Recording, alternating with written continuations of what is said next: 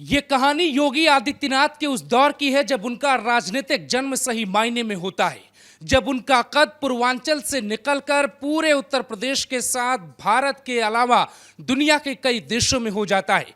दुनिया भर के कई अखबार योगी आदित्यनाथ की इस घटना का जिक्र करते हैं और साल 2007 में योगी को दुनिया पहली बार पहचानती है कि यूपी का एक ऐसा भी नेता है जिसके पास हिंदू युवा वाहिनी नाम का संगठन है और जिनकी बेबाकी के सामने मुलायम सिंह यादव सरकार ने घुटने टेक दिए। योगी आदित्यनाथ को आप जितना भी जानते होंगे, इस कहानी के बाद आपको लगेगा कि शायद आप योगी को कम जानते हैं।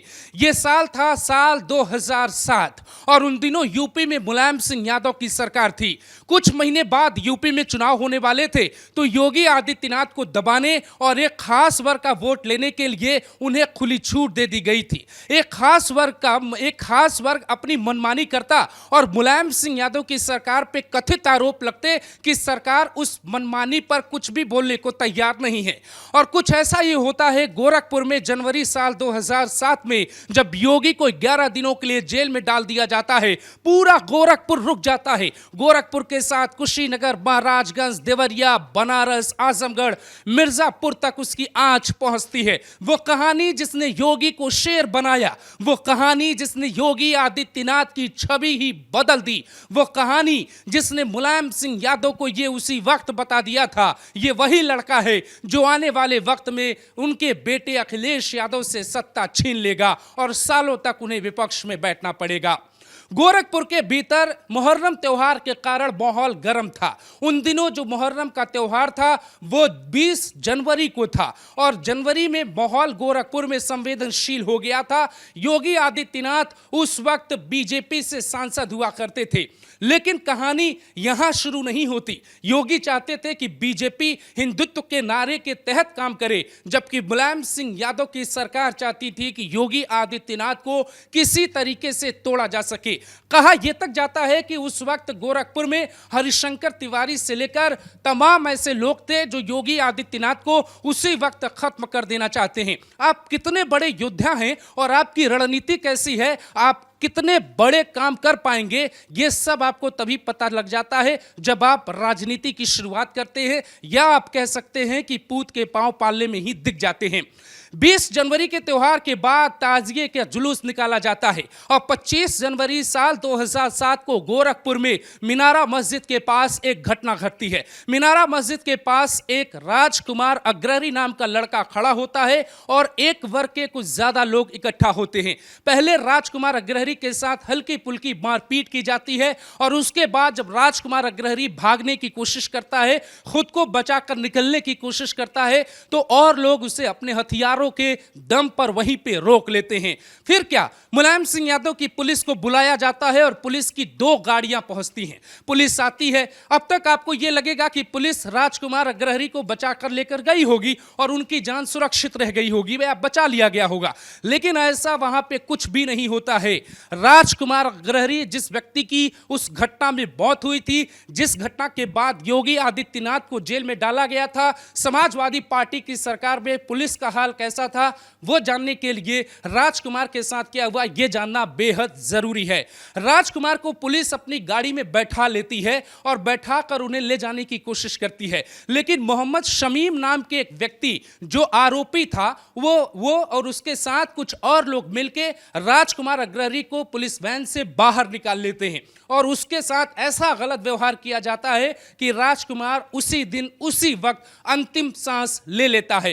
राजकुमार को यूपी पुलिस यानी कि मुलायम सिंह यादव सरकार के दौरान की पुलिस अस्पताल में लेकर जाती है और अस्पताल तक उसका पीछा किया जाता है कि कहीं यह जिंदा तो नहीं बच गया।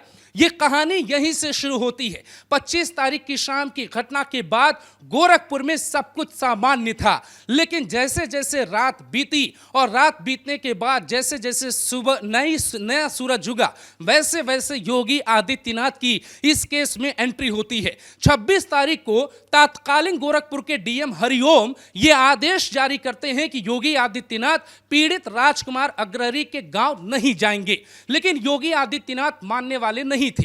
योगी आदित्यनाथ ने अपने कई बयान दिए, लेकिन वो बयान काफी नहीं थे। वो बयान इतने दमदार नहीं थे जिससे दूसरा वर्ग भी खड़ा हो पाए और राजकुमार की कहानी के बदले का पूरी स्क्रिप्ट लिख पाए। योगी आदित्यनाथ 26 तारीख की आधी रात से ठीक कुछ घंटे पहले राजकुमार अग्रहरि के घर पहुंच जाते हैं। दोस्तों, जब योगी आदित्यनाथ पहुंचते हैं, उसकी कुछ तस्वीरें हमारे पास है। हम आपको बहुत ध्यान से उन तस्वीरों को दिखाते हैं। ठंड का महीना था, रात का वक्त था। योगी आदित्यनाथ मंच पर बैठे थे, सिर पे टोपी लगाए हुए आपको दिखाई दे रहे हैं। योगी आदित्यनाथ कुछ ऐसा बोलने वाले थे जो भाषण पूरी दुनिया में छपने वाला था, जिस भाषण का जिक्र न्यूयॉर्क के अखबार करने वाले थे, चाइना के अखबार करने वाले थे, और योगी की लोकप्रियता यहां से अचानक से बहुत ऊपर जाने वाली है। योगी आदित्यनाथ उस सभा को संबोधित करते हुए दो शब्दों का इस्तेमाल करते हैं। दो शब्द ऐसे होते हैं जिसके बाद पूरा गोरखपुर बदल जाता है। गोरखपुर के आसपास के जिलों के लोग सड़कों पर आ जाते हैं। मुलायम सिंह यादव की सरकार को घुटने टेकने पड़ जाते हैं। पीएससी से लेके आरएएफ तक को लगाना पड़ता है। पैरा मिलिट्री फोर्स के लिए चुनौती वाली स्थिति बन जाती है। आंसू गैस के गोले छोड़े जाते हैं। रबर इस्तेमाल करती है यूपी पुलिस, लेकिन किसी भी तरीके से उन लोगों को रोक नहीं पाई जो चाहते थे कि राजकुमार का हिस्सा पूरा किया जाए।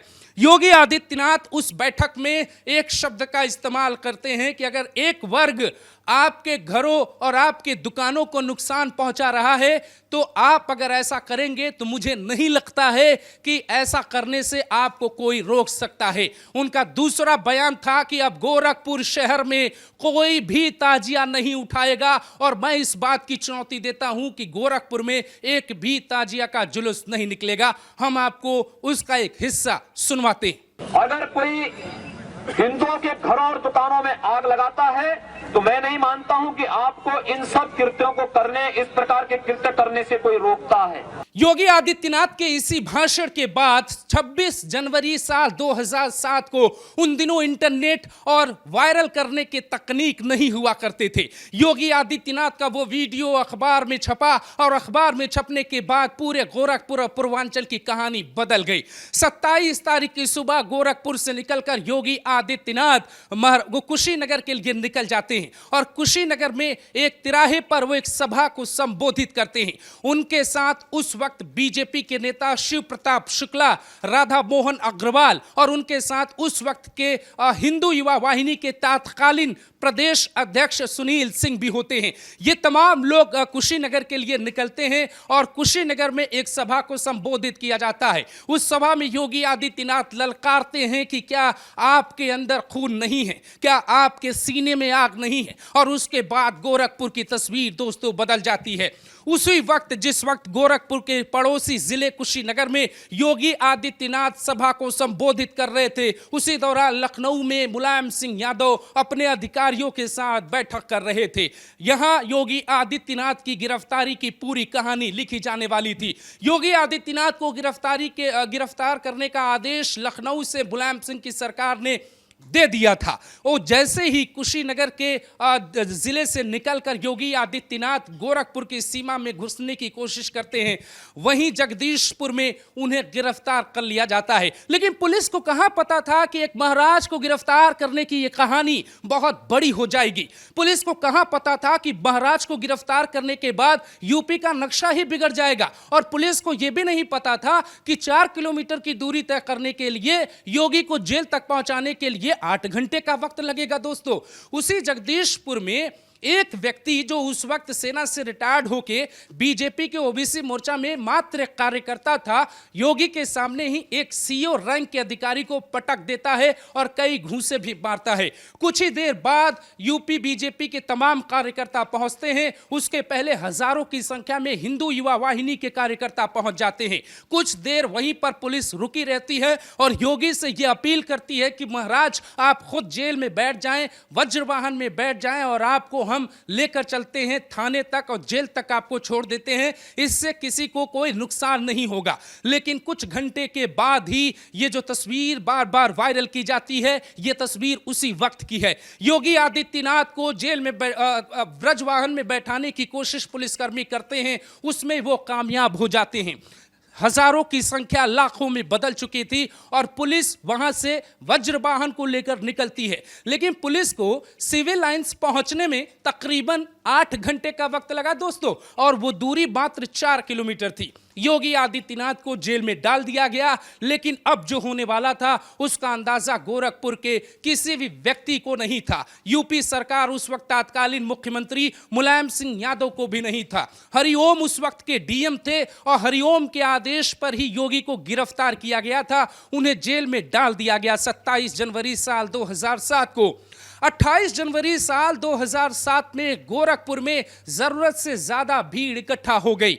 मुलायम सिंह यादव सरकार को दोबारा अपने डीजीपी और अपने प्रमुख सचिव के साथ बैठक करनी पड़ी। उस बैठक के बाद आदेश जारी हुआ कि गोरखपुर के साथ आसपास के जगहों पे भी कर्फ्यू लगाया जाएगा और कर्फ्यू लगाने का आदेश जारी हो जाता है। इस दौरान फोर्स को बढ़ा दिया जाता है और कई गाड़ियां और गोरखपुर में पहुंच जाती हैं। पैरामिलिट्री की टीम वहां पे सड़कों पे मार्च करती है। इसी बीच गोरखपुर के दुकानदारों ने यह आदेश जारी किया कि जब तक योगी आदित्यनाथ जेल में रहेंगे तब तक वो अपनी दुकानें नहीं खोलेंगे। योगी आदित्यनाथ के समर्थन में पूरा गोरखपुर खड़ा हो गया। उसी बीच उस वक्त बीजेपी के बड़े नेता होने वाले शिव प्रताप शुक्ला, जो कभी योगी के बेहद खास हुआ करते थे, वो योगी के लिए गिरफ्तारी देने के लिए जेल के बाहर पहुंच गए। उनके साथ तकरीबन 120 बीजेपी के नेता और कई ऐसे लोग जो राजनीतिक पार्टी से कोई लेना देना नहीं रखते थे, वो भी योगी के लिए खुद को जेल में डालने की मांग करने लगे। धीरे धीरे 27 जनवरी की रात भी आने लगी और गोरखपुर पूरी तरीके से बदल गया। अब एक खास वर्ग के धार्मिक स्थल पे पत्थरबाजी होने लगी। दुकानों के साथ साथ लोगों ने अपना घर भी बंद कर दिया और कई लोग गोरखपुर से निकल के जाने की कोशिश करने लगे। लेकिन क्या यह चिंगारी सिर्फ गोरखपुर ही रुकती? क्या गोरखपुर में ही योगी आदित्यनाथ की गिरफ्तारी का कोई असर होता? यह सवाल भी बहुत वाजिब था और हुआ भी बिल्कुल ऐसा। कुशीनगर, देवरिया, गोरखपुर के अलावा कुशीनगर, देवरिया, महाराजगंज, सिद्धार्थनगर, मिर्जापुर, आजमगढ़, वाराणसी, ये वो जिले थे जहां तक इस पूरे हिंसा की आग फैल चुकी थी। मुलायम सिंह यादव सरकार के पास कोई बहुत विकल्प नहीं बच रहा था। 30 जनवरी टाइम्स ऑफ इंडिया की रिपोर्ट के मुताबिक 30 जनवरी साल 2007 को मुलायम सिंह यादव योगी आदित्यनाथ को लेकर एक बैठक करते हैं। उस बैठक में प्रमुख सचिव और तत्कालीन डीजीपी को बुलाया जाता है और वहां एक निर्णय लिया जाता है कि वहां के डीएम हरिओम को तुरंत हटाया जाएगा, उनके साथ गोरखपुर के कप्तान को भी हटाया जाएगा। दोस्तों, ये निर्णय लेने में वक्त बीत जाता है और महीना भी बदलने वाला होता, लेकिन 31 तारीख को ही हेलीकॉप्टर से दोनों नए अधिकारियों को गोरखपुर भेज के तत्काल ज्वाइन कराया जाता है। लेकिन कहानी यहां खत्म नहीं हुई। इधर योगी आदित्यनाथ जेल के भीतर ही अपना काम करने लगे और मजबूरन में मुलायम सिंह यादव सरकार को दूसरे पक्ष से ये बात करके समझाना पड़ा कि आप हिंसा मत करिए, इसके बदले आप जेल में योगी आदित्यनाथ से मिल सकते हैं। गोरखपुर की जेल का दरवाजा खुल जाता है और सैकड़ों की संख्या में योगी आदित्यनाथ के पास लोग पहुंच जाते हैं और वहां से जो आदेश जारी होता वो गोरखपुर के साथ पूरे पूर्वांचल में दिखाई दे जाता। उसी बीच ये नारा शुरू हुआ था, ये अगर गोरखपुर में रहना है या पूर्वांचल में रहना है तो योगी योगी कहना होगा। तमाम प्रयास किए गए, लेकिन मुलायम सिंह यादव की सरकार ने पूरी ताकत लगाने के बावजूद गोरखपुर के लोगों को समझा नहीं पाई कि योगी आदित्यनाथ को शांति भंग के केस में अंदर किया गया है। लोग इस बात से पहले से ही डिस्टर्ब थे कि लोग चाहते थे कि राजकुमार अग्रहरी को जिसने मारा है, मोहम्मद शमीम, उसके खिलाफ कार्रवाई हो और योगी इस बात पर अड़े थे कि उसका घर मिट्टी में मिला दिया जाए। लेकिन उस वक्त एक वर्ग को खुली छूट थी, इसलिए वो कार्रवाई नहीं हुई जो होनी चाहिए। इसी बीच उन दिनों संसद में सत्र चल रहा था और उसी वक्त योगी आदित्यनाथ की गिरफ्तारी का मसला संसद के भीतर उठाया गया। कांग्रेस की सरकार थी और मनमोहन सिंह प्राइम मिनिस्टर थे, लेकिन पूरी कांग्रेस इस मसले से बचना चाहती थी। यहां हैरानी की बात यह है हैं कि जिस गोरखपुर में बीजेपी के लिए या एक धर्म के लिए योगी आदित्यनाथ अपनी जान दांव पे लगा रहे थे, उन्हीं योगी आदित्यनाथ के लिए पूरी बीजेपी मूक बनी बैठी थी और कोई भी पार्लियामेंट में वो इश्यू खड़ा नहीं कर रहा था जो योगी गोरखपुर के साथ पूर्वांचल में कर रहे थे। यहीं से कहानी में एक नया मोड़ आता है दोस्तों। मुलायम सिंह यादव सरकार को यह बात समझ में आ गई कि योगी आदित्यनाथ को ज्यादा दिन जेल में रखना मतलब यह है कि लोगों को चुनौती देना कि आप हिंसा करिए, और यह बात उन्हें समझाई गई। ऐसा कहा जाता है कि हरिओम के ट्रांसफर के बाद जब नए डीएम और नए एसपी ने वहां ज्वाइन किया, नए सिरे से लोगों से बातचीत शुरू की और लोगों को समझाने की कोशिश की कि योगी आदित्यनाथ को जल्द जेल से बाहर कर दिया जाएगा, लेकिन लोग समझने को तैयार नहीं होते हैं। वो जहां घटना होती है उस मस्जिद के आसपास का नजारा पूरी तरीके से बदल जाता है। एक वर्ग पत्थरबाजी करता है और वो एक धार्मिक स्थल को निशाना बनाता है और राजकुमार की मौत का बदला लेना चाहता है। योगी आदित्यनाथ से मिलने वालों की संख्या जेल में बढ़ती चली गई। मुलायम सिंह सरकार के लिए कोई रास्ते बस्ते दिखाई नहीं दे रहे थे। ऐसे में रास्ता निकाला गया बीच का, और फरवरी आते आते योगी आदित्यनाथ को जेल से रिहा करने की मांग और तेज हो गई, और जो आज जो है गोरखपुर में थी वो आज बढ़ते हुए पूरे पूर्वांचल में फैल चुकी थी। यह मामला बड़ा हो चुका था। एक पक्ष योगी आदित्यनाथ को जेल में रखने, दूसरा पक्ष योगी आदित्यनाथ को बाहर करने की मांग लगातार कर रहा था। कोई भी नेता जब बड़ा नेता बनता है तो यह बात उसको पता होती है कि राजनीति में संघर्ष किसको कहते हैं। यह 11 दिनों का संघर्ष योगी आदित्यनाथ के जीवन में एक बहुत बड़ा परिवर्तन लेकर आने वाला था। उनके नाम, उनके कद, उनकी पहचान, उनकी भगवाधारी जो छवि है वो बहुत बढ़ने वाली थी, और शायद सब कुछ वैसा ही हो रहा था जैसा योगी आदित्यनाथ और उनके साथ उनका संगठन हिंदू युवा वाहिनी चाहता था। लेकिन सब कुछ वैसा नहीं होता जैसा आप चाहते हैं। योगी आदित्यनाथ को 7 फरवरी को जेल से रिहा कर दिया जाता है और उसके बाद गोरखपुर में धीरे धीरे शांति लौट आती है। मोहम्मद शमीम को गिरफ्तार कर लिया जाता है और इस पूरे घटनाक्रम में 10 और लोगों की जान चली जाती है। इस पूरे घटना का जिम्मेदार एक तरफ योगी आदित्यनाथ को बताया गया, दूसरी तरफ विदेशी मीडिया ने भी योगी आदित्यनाथ को ही आरोपी बनाया। मुलायम सिंह यादव की सरकार में योगी आदित्यनाथ को तरह तरह से बदनाम करने की कोशिश की गई,